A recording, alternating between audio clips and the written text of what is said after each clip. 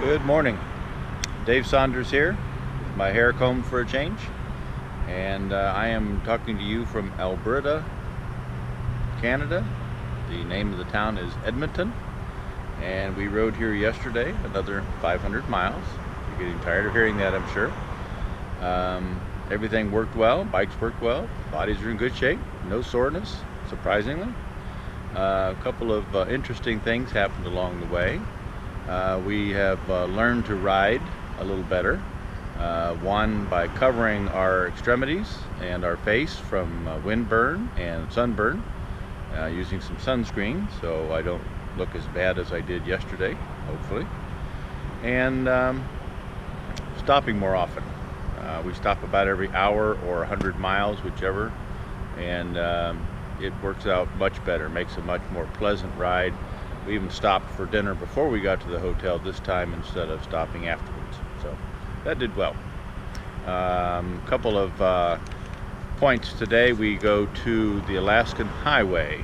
We're going to go up on it about 72 miles.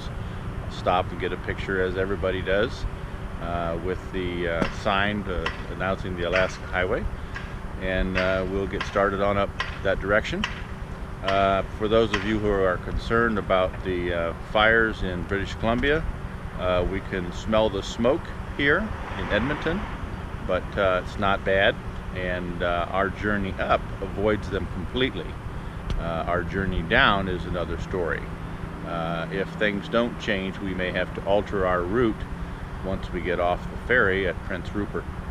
So that's where we're at on that one. A couple of interesting things today, or yesterday.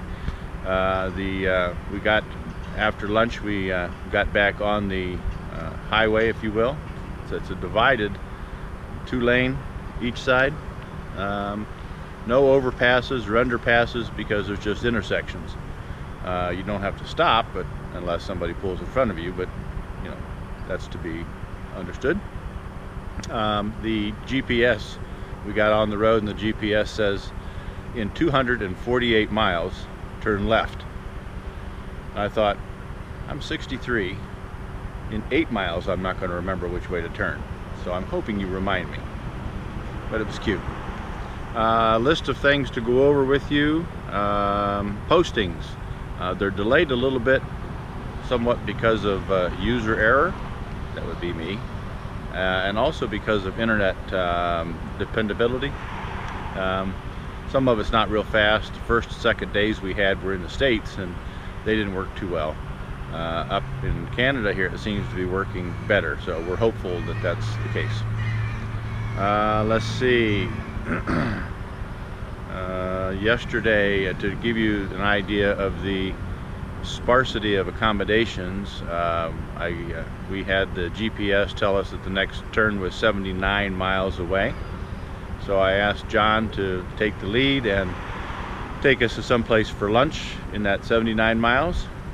It took him 78.6 miles to find someplace, and that wasn't for lack of trying. That and gasoline are pretty scarce when you if you don't watch. So we sometimes fill our tanks up when they're only half empty, so that we can be sure we don't run out of gas.